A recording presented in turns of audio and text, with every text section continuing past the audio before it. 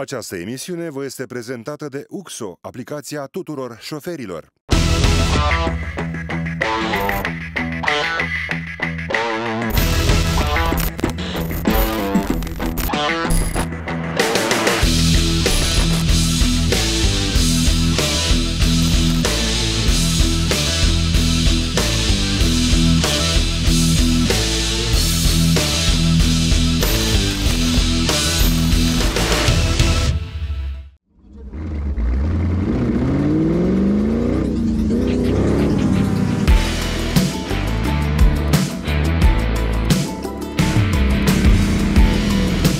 Vă rog, în primul rând, siguranța.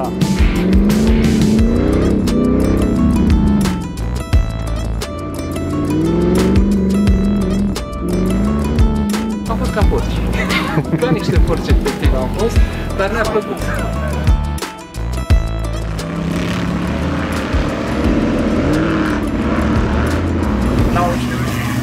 Să te las cursa. Deci același.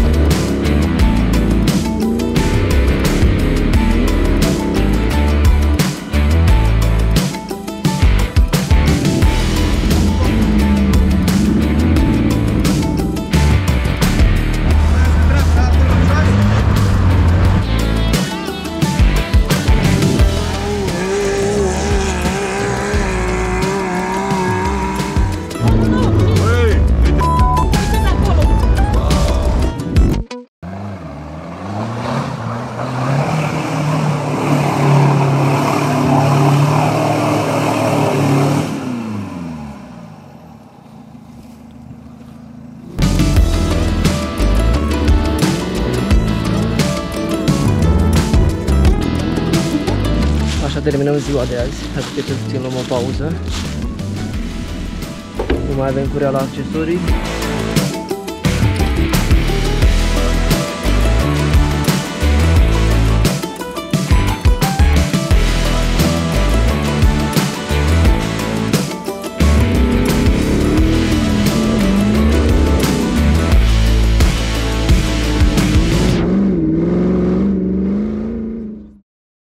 Zorii zilei se arată în Parcul Tehnic de la Sighișoara împreună cu întreaga suflare off-road din România. Este prima zi de trofii din acest an și cum ziua bună se arată de dimineață, așa se întâmplă și la Campionatul Național de Off-Road UXO.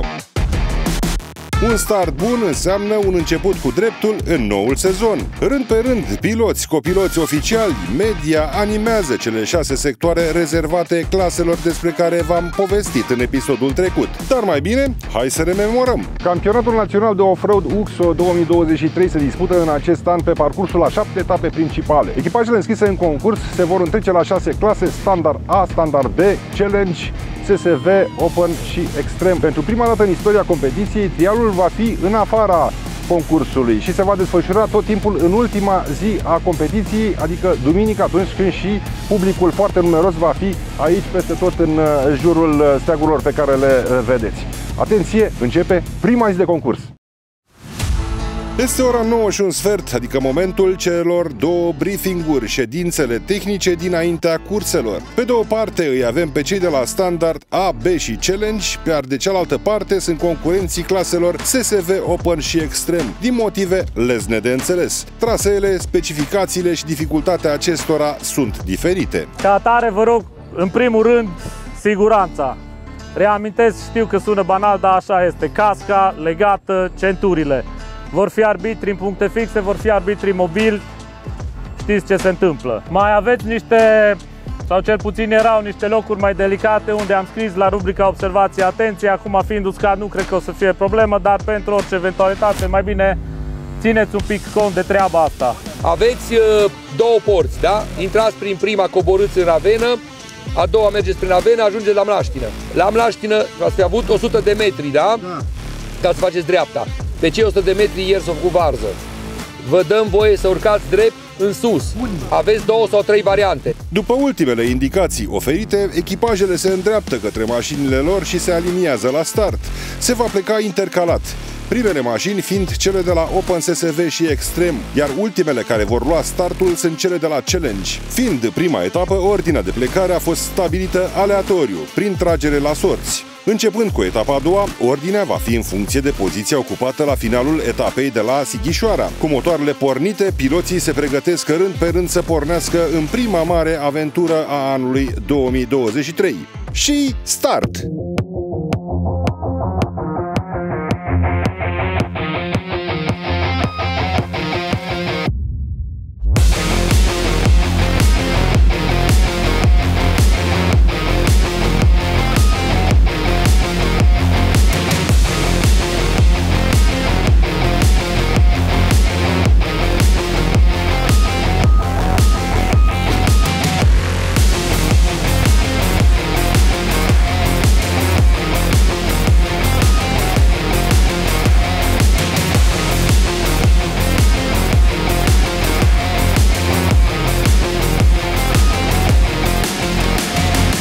Toți cei din echipa media se răspândesc în diverse puncte ale traseului. Noi ne îndreptăm acum spre una dintre cele mai grele șicane de la Sighișoara, Mlaștina lui Nelu. Și că drumul ăsta este paralel cu E60. Exact, și între noi e Târnava Mare, după care ne abatem în partea stângă spre Târgu Mureș și ajungem în Bărli-Bășoaia. E o zonă de pădure foarte frumoasă. Și acolo e Mlaștina, celebra Mlaștină. Capătul a 3 lacuri, unde se formează, este o mlaștină și o coborâre pe Ravenă, unde astăzi ne vom întâlni cu extremul. Aici se află celebra Mlaștina lui Nelu. Este cel mai dificil moment al traseului. Din fericire pentru cei de la Standard A și Standard B nu vor participa la această probă, însă ceilalți de la Open, Extreme și SSV vor trebui să treacă acest obstacol. Organizatorii mi-au zis că prima mașină va trece ușor, a doua și ea va avea o soartă destul de bună. Însă începând cu a treia mașină, al treilea echipaj care va trece prin această zonă, încep problemele. Să vedem câți termină. În prima zi de trofii de la Sighișoara, numai cei de la clasa Extrem vor trece prin această șicană, urmând ca mâine să vină rândul celor de la SSV și Open. Primul echipaj ajuns la Mlaștina lui Nelu este Viorel Popavaie și Claudiu Sabău, care trec direct fără troliere.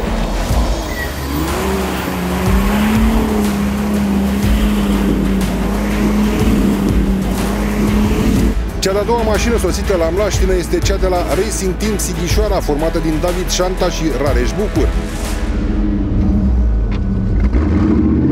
Nici ei n-au întâmpinat probleme deosebite.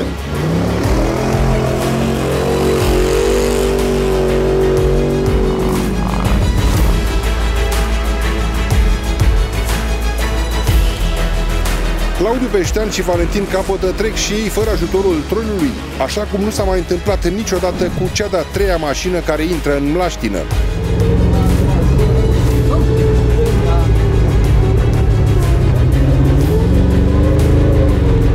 Mai mult decât atât, și echipajul Mihai Pascu, Vlad Pascu trece direct fără să trolieze.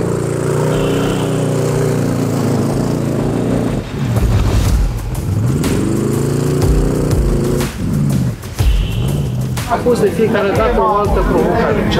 Și acum, spre exemplu, de la an la an, ca și în delta, ca și la munte, totul se schimbă. Da? Deși ai aceleași ravene, deși ai aceleași găuri, sunt diferite de la un an la altul, deși le știi. Cum a fost la Mlaștină? Am fost ca porci. Ca niște porci, efectiv am fost, dar ne-a plăcut. Și Gheorghe Sorca, împreună cu Laurențiu Dobrică, mașina numărul 2 de concurs de la X3M Vâlcea, trec cu bine de șicană și își văd de traseu. După 5 mașini rulate pe aici, urmele s-au adâncit, solul s-a înmuiat și mai tare și efectele nu au întârziat să apară. Demeni Șabol și Magor Benjedi de la Transilvania Off-Road au fost primii care au fost nevoiți să trolieze la Mlaștina lui Nelu.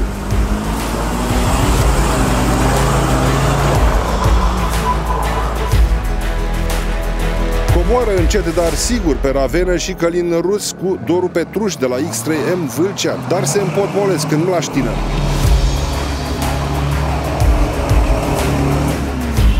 Prin urmare, e treabă de copilot de efectuat. Doru Petruș intră în acțiune și rezolvă problema, astfel încât aventura continuă și pentru ei.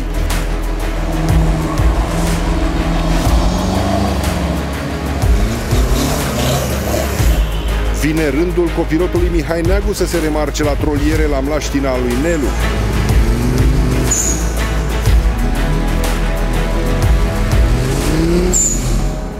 El face pereche de concurs cu pilotul Mihai Chivu, mașină de concurs 413 de la Off-Road Adventure România. Cei doi tocmai află ce înseamnă clasa extrem. Până anul trecut au concurat la standard B.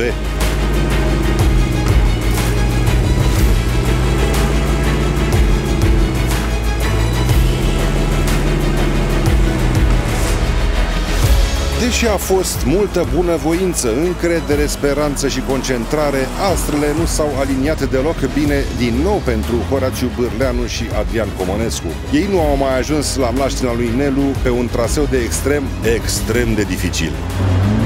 Primii 9 km și 7 km au fost formidabili, extraordinari. Eram acolo, după care s-a întâmplat ceva. O gaură foarte mare, niște copaci care nu se dau la o parte, noi am insistat și până la urmă Planetara. Bun, ce se întâmplă mai departe? Vine Planetara din Statele Unite, am înțeles că vine. Am găsit-o, gata, e cum ești din New York, stânga, magazin. Bun, livrare de la 24 de ore în sus. Exact, da. Până la etapa de la Iași, nu? Acolo ne prezentăm clar. Una de rezervă. Și una de rezervă.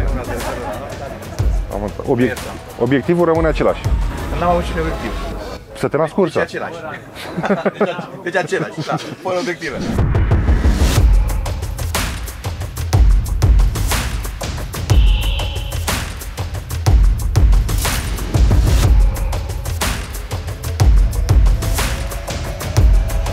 Revenim după pauză.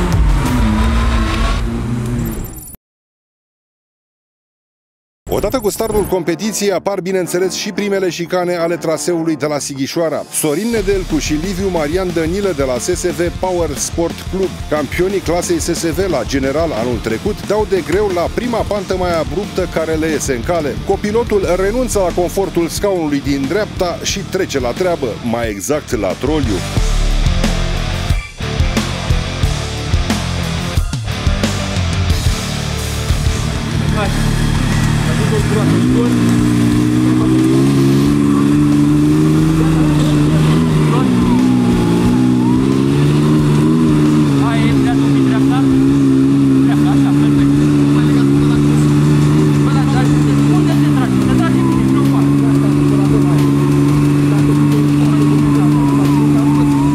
Acestora apare mașina cu numărul 102, echipaj format din Octavian Tudor, pilot de la X3M Vâlcea, vicecampion la Open, și Bogdan Ionuț Pascu, campionul copiloților de la Open anul trecut de la Corp 4x4. Scenariul se repetă, troliul își intră în drepturi și încet cursa se încinge.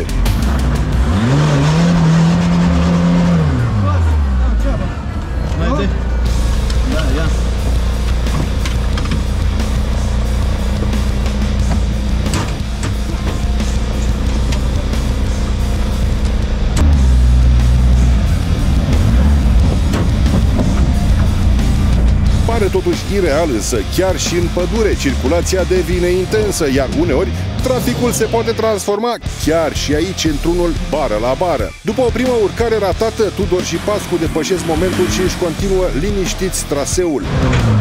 Acum ce fac? Ești sigur? Da!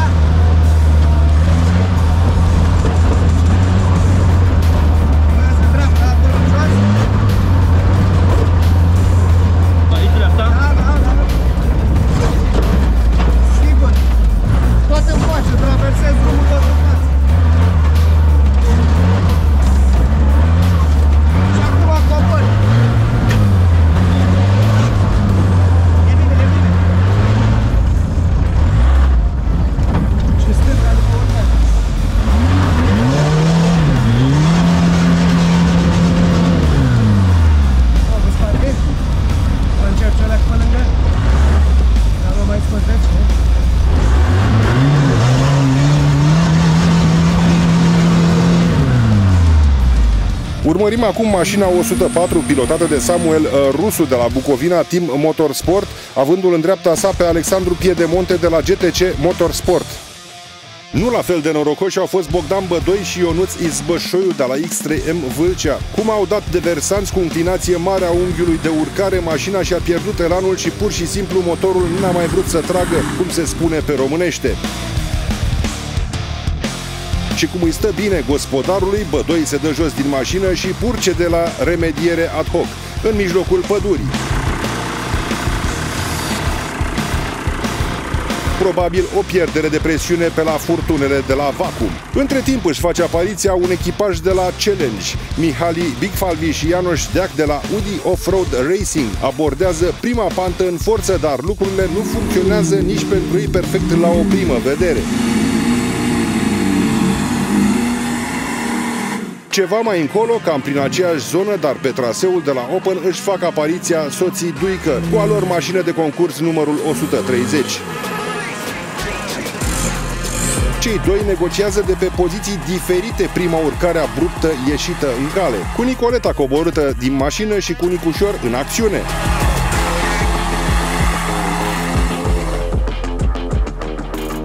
Strategie de succes, de altfel, pentru că Nicușor Duică reușește urcarea, Nicoleta Duică scapă de troliu de această dată, iar cursa continuă.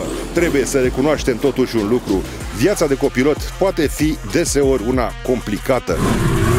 Foarte bine depășesc prima șicană Alexandru Ursache de la SSV Power Sport Club și Alexandru Tache de la Corp 44 pe același traseu de la Open.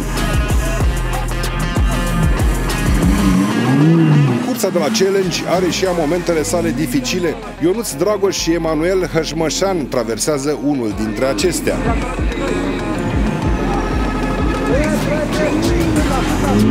Avantajele clasei SSV este că te poți descurca mult mai ușor cu mașina pe teren accidentat. Radu Paraschiv cunoaște bine acest lucru și, îndrumat de al său copilot Adrian Niagu, efectuează ceea ce mulți numesc reconfigurare traseu. Asta în vreme ce mașina lui Cristian Craveț și Sorin Popa, concurenți la Challenge, se pregătește pentru troliere. Unul dintre echipajele cu probleme tehnice în prima zi a fost cel de la Club Offroad Iași, format din Robert Kopacinski, pilot, și Francesca Isarie, copilot. Pe traseul de la Challenge, cei doi au întâmpinat probleme la troliu și cum în acest gen de curse trolierea este condiție sine qua non, reparația se face pe loc, în mijlocul naturii. Profită de situație Zoltan Török și Paul Cioban de la Transilvania Offroad, care trec în față. Zona se aglomerează, iar unele obstacole par de netrecut.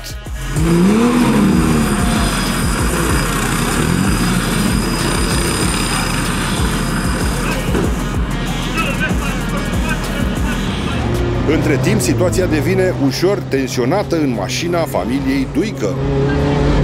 La stânga înapoi! Băi, uite! Uite pe acolo!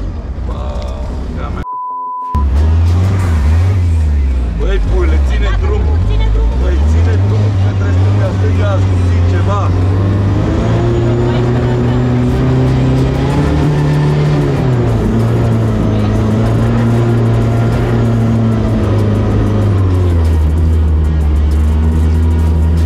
Am restricție ceva? Dreapta pe aici? Nu! Ba da, pe aici! Unul din momentele importante ale cursei s-a derulat la Valea din Seleuș. Aici mașinile de la Standard și Challenge au avut traseul în sens opus celor de la SSV Open și Extrem.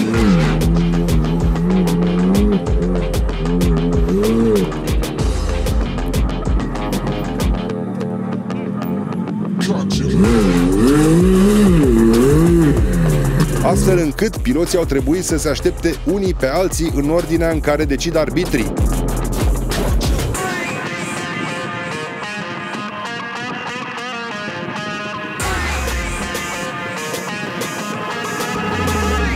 David Șanta și Radeș Bugur de la Racing Team Sighișoara au început cu bine cursa și au troliat și ei încă din prima parte a traseului de la Extrem.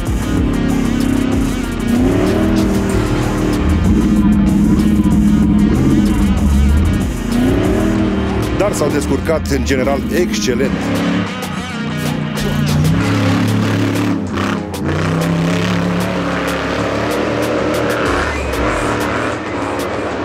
La scurt timp în urma lor a venit echipajul de la X3M Vâlcea Mihai Pascu și Vlad Matei Pascu, primul echipaj care a luat startul în competiție în ziua întâi.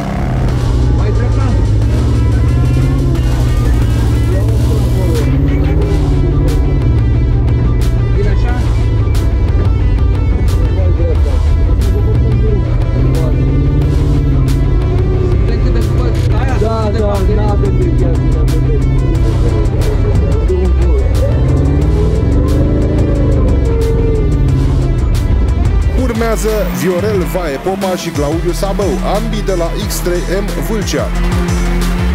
Foarte bun parcursul lui Gheorghe Sorca și Laurențiu Dobrică de la X3M Vâlcea, care au trecut cu bine de primele șicane de pe traseul de la Extrem. Socoteala de acasă nu s-a potrivit cu cea din târg pentru Florin Papița și Andrei Piedemonte, pentru că atunci când le era lumea mai dragă și cursa în parametri, au oprit forțat pentru prima dată la Sighișoara din cauza unei pene de cauciuc. Nu știu dacă n-avem pană. Trebuie să ne oprim să vedem.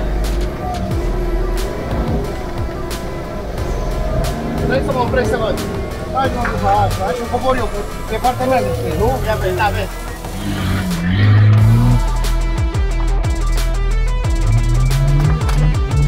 Pană! Traseul a fost gândit și pentru iubitorii de viteză.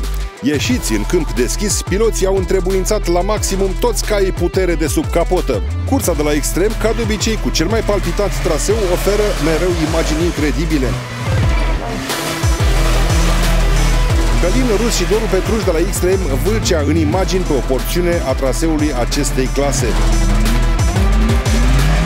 De-a lungul și de-a latul pădurii, echipajele își continuă traseul în funcție de clasa la care concurează. Parcursul este unul anevoios pe alocuri, cu diverse probleme pentru fiecare mașină în parte. Unele echipaje se abat de la roadbook, altele suferă diverse defecțiuni, existând și situații în care strategia, manevrele sau abordarea nu sunt cele mai inspirate. Cu toate acestea, cursa continuă și echipajele străbat kilometru după kilometru în goana lor către obiectivul final.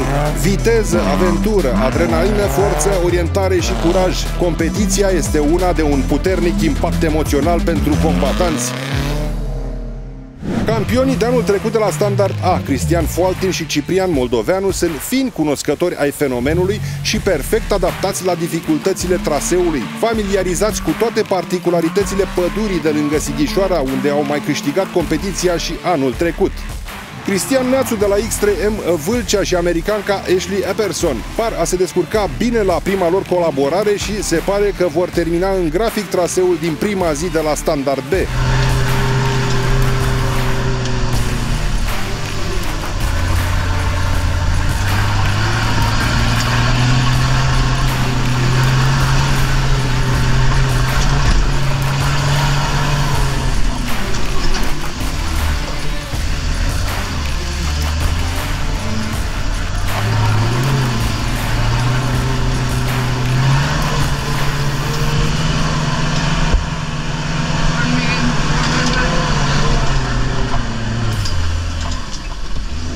Ne întoarcem la Florin Papița și Andrei Piedemonte. După ce au remediat defecțiunea mașinii, aceștia au reluat cursa, iar acum se confruntă cu un alt gen de problemă, de traseu. Reușesc să treacă cei doi și cursa lor în câmp deschis devine pe alocuri una infernală. Reușesc o depășire spectaculoasă, dar cu consecințe nedorite. În plină cursă, Papița realizează că nu prea mai poate să frâneze.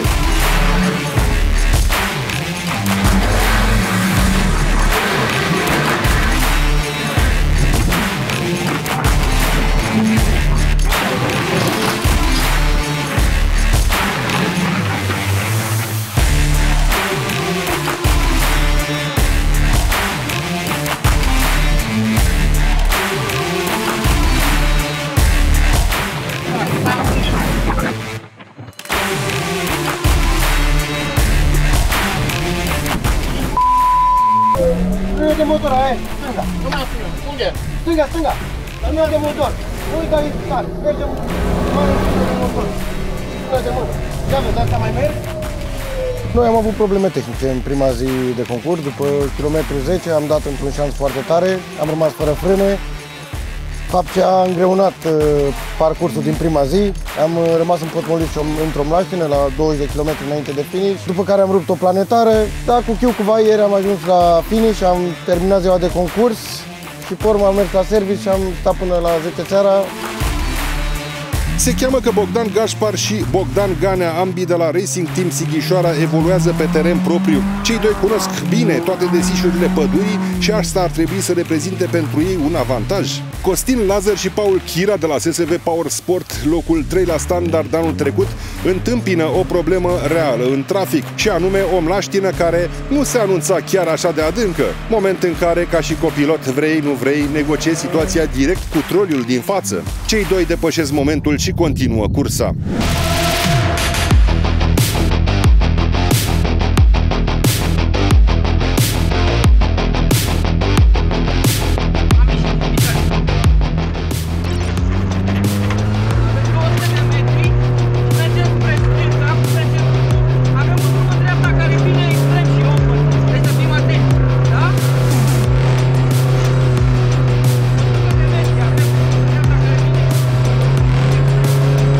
Aici mașinile de la standard A vor întâmpina probleme, însă atunci când caii putere sunt mai mulți și mașina mai grea, situația echipajului Nicolae Danciu și Daniel Medrea, concurenți la standard B, lucrurile merg ca unse.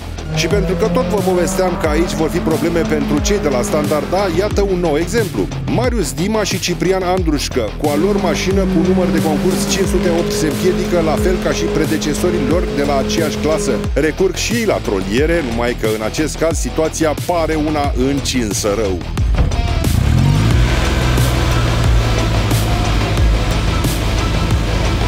Romulus Filip de la X3M Vâlcea și americanul Jeremy Haynes troliază și ei la această șicană, în vreme ce Floricel Isac și Cosmin Dreghici de la Racing Team Sighișoara se descurcă mult mai bine, ambii fiind de prin partea locului.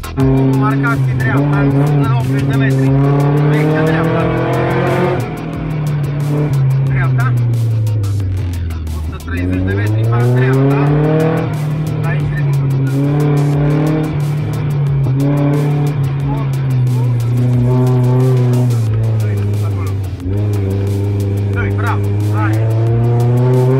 Nici la standard B situația nu pare una simplă. Ne întoarcem la echipajul Neațu Epperson, dar de data asta dintr-o altă perspectivă, cea de pe scaunul din dreapta.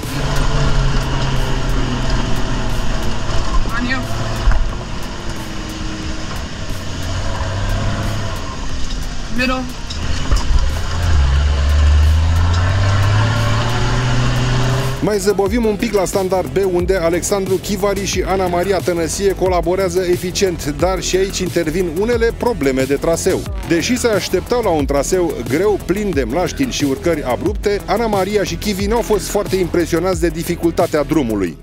Adversarii de la clasa noastră ne-au povestit că primele două mașini au fost grupate, noi am plecat a treia. Primele două au plecat în tandem, s-au prins repede și au mers împreună și îți schimbă, îți influențează ritmul. Am fost noi care am fost singuri vreo 50 de kilometri și nu vedeam pe nimeni, nu știam mergem tare, mergem încet. Iar următorii 4 și 5 iar au venit în tandem și au venit foarte repede în spatele, adică foarte repede. Au venit amândoi deodată după 50 de kilometri în spatele nostru și ne-am panicat când ne-am dat seama că mergem primul. Tot la standard B, Ionuț Pașcovici și Andrei Rusu, ambii de la GTC Motorsport, fac o cursă excelentă și își anunță încă din start pretențiile pentru podium, în ciuda terenului greu de la Sighișoara. Nu a durat ne-am dus echipajul care era plăcut. Ne-am bătut cu el timp de 30 de kilometri. Iar mlaștină eu s-am putut, noi eram de plăcut și am atât. În acest timp, Dima și Andrușca au probleme mai serioase decât credeau la început, pentru că aburii din radiator continuă să le dea de furcă. Motorul fierbe, iar timpul nu curge în favoarea lor. Pentru Florin Cosma și Marian Tătaru de la X3M Vâlcea, lucrurile păreau să meargă din plin, traseul curgea liniștit, kilometru cu kilometru, funcționa totul firesc. Prima zi de trofii se termină însă abrupt pentru cei doi, mult mai devreme decât se așteptau. Așa terminăm ziua de azi, aștept puțin, luăm o pauză. Nu mai avem curea la accesorii și nici tracțiune în față.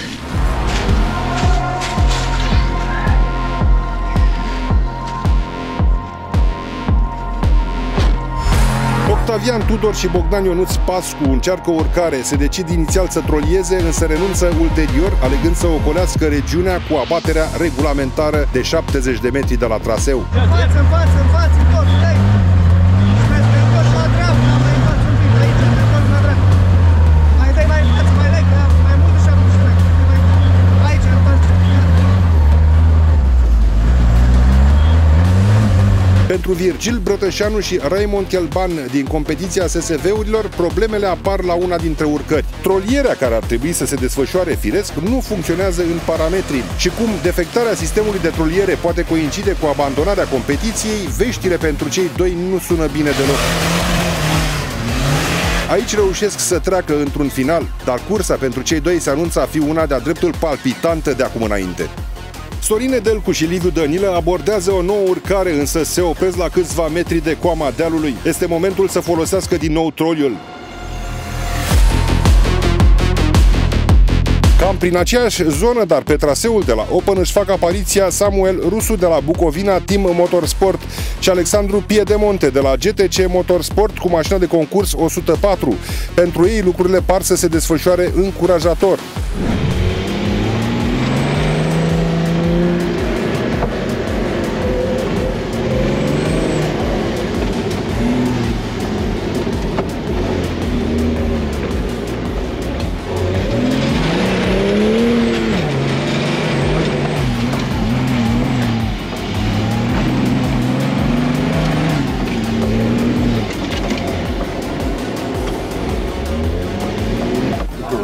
Știți, am avut din belșug chiar ca niciodată. Troliu? A funcționat perfect, deci n-am văzut așa troliu. Troliu șmecher. De 10 ani de când mă dau cu... Nici eu n-am avut până în prezent așa troliu șmecher. Unde a fost cel mai greu? Nu pot să spun că a fost greu. Pentru troliu nu a fost nicăieri. Pentru noi a fost greu, atât. Da, doar poziția de mlaștini prin porți acolo, atât. Între timp, Nicoleta și Nicușor Duică par să colaboreze perfect, deși...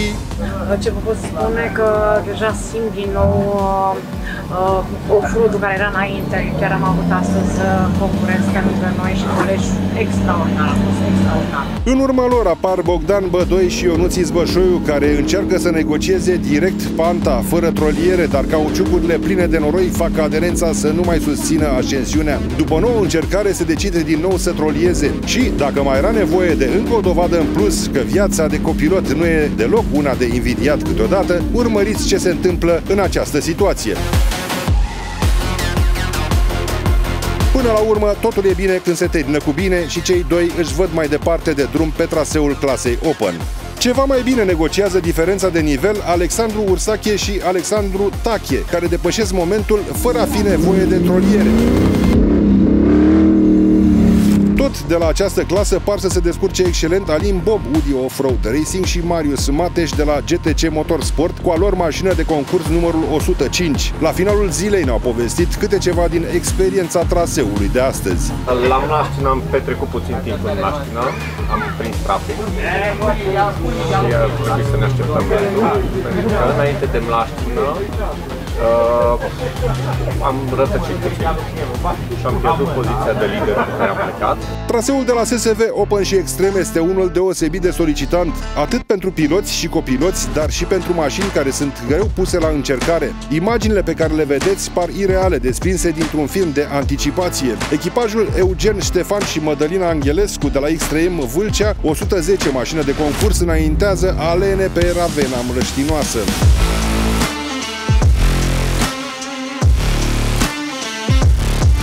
Ajunși la baza pantei, cei doi se confruntă cu o problemă tehnică. Una dintre roți pierde aer, probabil o jantă îndoită care nu mai etanșeizează perfect. Vor fi nevoiți să apeleze din când în când la compresor ca să poată încheia ziua cu bine. Ieșiți de pe linia unei ravene, Andrei Ungureanu și Adrian Culea încearcă să-și continuă traseul de la SSV, dar pentru asta trebuie să urce un deal cu o înclinație considerabilă. Încearcă din prima și aproape că reușesc. Doar câțiva metri le mai trebuiau ca să treacă peste coamă. Și în atare condiții, copilotul coboară și conectează troliul. Aici vor fi probleme pentru mai multe echipaje. Îi reîntâlnim pe Sorin Nedelcu și Liviu Dănilă cu mașina de concurs 201 la prima lor tentativă de a urca panta și de a-și continua cursa de la SSV, însă mașina ușoară, cauciucurile încărcate nu asigură aderența necesară. Drumul lui Viorel Vaie Popa și Claudiu Sabău trece și el tot pe la dealul Bucucaș. Concurenții de la Extreme intenționează inițial să trolieze, însă ulterior renunță și aleg altă strategie. Alegere inspirată de altfel, deoarece noua cale de rulare, un pic mai uscată, a asigurat terenul optim pentru o trecere fără troliere. Deci, putem spune că prima a fost mai grea. Se vede. Suntem mulțumiți mereu, tot timpul. Da, participăm. Roadbook-ul? Roadbook-ul putea fi mai bun. Ne întoarcem la Sorin Nedelcu și Liviu Dănilă, care încearcă din nou ascensiunea în tentativa lor de a trece direct fără troliere, dar lucrurile iarăși nu funcționează. A treia oară s-ar spune că ar trebui să fie cu noroc pentru ei. Totul merge mult mai bine, mașina atinge coama, dar curat ghinion, mașina nu trece. După o altă încercare ratată, schimbă și strategia și continuă cursa. Îi vom reîntâlni în curând.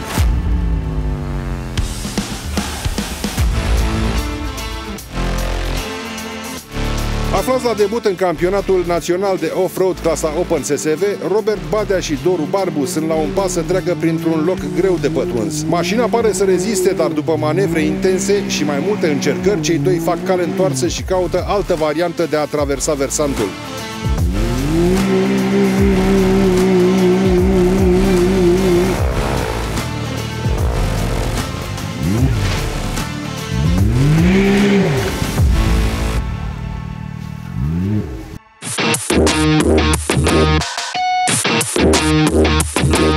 Rând pe rând, echipajele se apropie de finish și urmează să-și încheie prima zi de trofii. A fost o zi lungă, cu multe șicane de trecut, obstacole de tot felul și să nu uităm și de problemele tehnice cu care s-au confruntat unele dintre echipaje. În cele mai multe cazuri, din câte se poate observa, o igienizare ar fi necesară, nu numai pentru mașini. Acestea intră fie la standuri sau direct la service, știți cum se spune, de la caz la necaz. Cei care au abandonat în prima zi de trofii din cauze tehnice și reușesc până a doua zi să remedieze defecțiunile, își pot relua cursa. Ceilalți se retrag sau rămân simpli spectatori.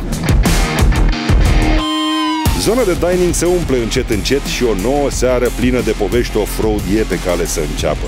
Prima zi se încheie la Standard A cu campionii antitră Cristian Fualtin și Ciprian Moldoveanu pe primul loc. Al doilea, cel mai bun timp al zilei a fost scos de Uwe Schenker și Eduard Ibriș, iar al treilea echipaj este Costin Lazar și George Chira.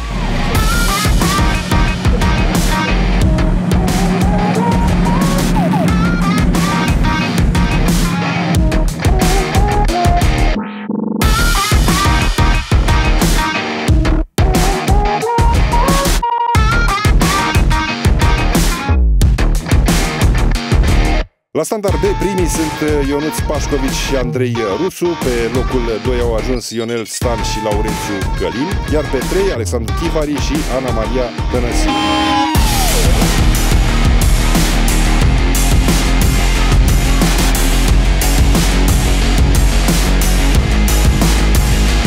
Clasamentul de la Challenge este dominat în prima zi de Zoltan Török și Paul Cioban. Al doilea timp este al echipajului Romulus Sabo, Ștefan Rareș și pe 3, în ierarhia zilei, apar Anton Bișceanu și Bogdan Cobo Constantinescu.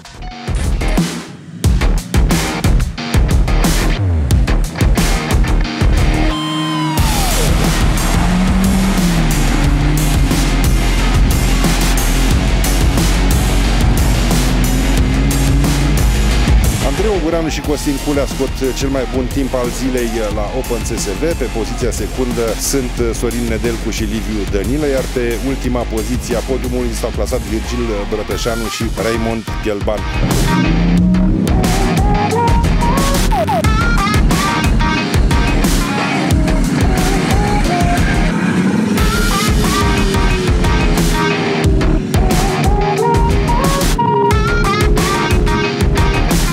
Prima zi la Open, Alin Bob și Marius Mateș încheie cu cel mai bun timp, urmați de Octavian Tudor și Bogdan Pascu. Pe locul 3, Nicoleta și Nicușor Duică.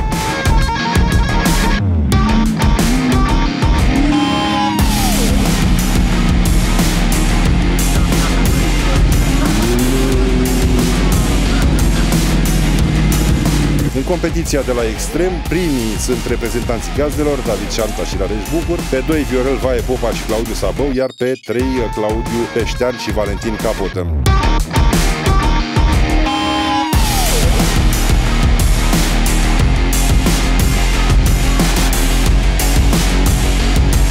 Acestea sunt însă doar rezultatele provizorii, deoarece totul se va decide după cea de-a doua zi de concurs.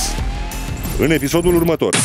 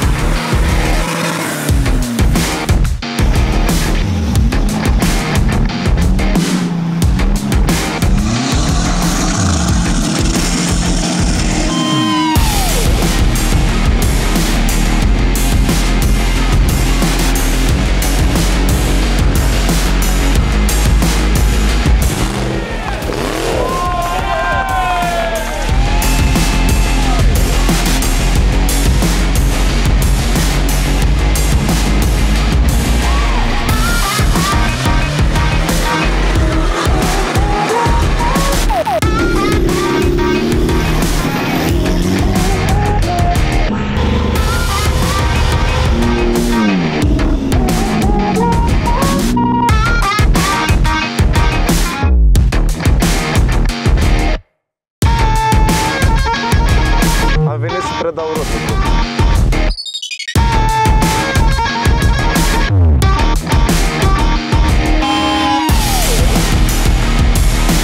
Ne vedem aici.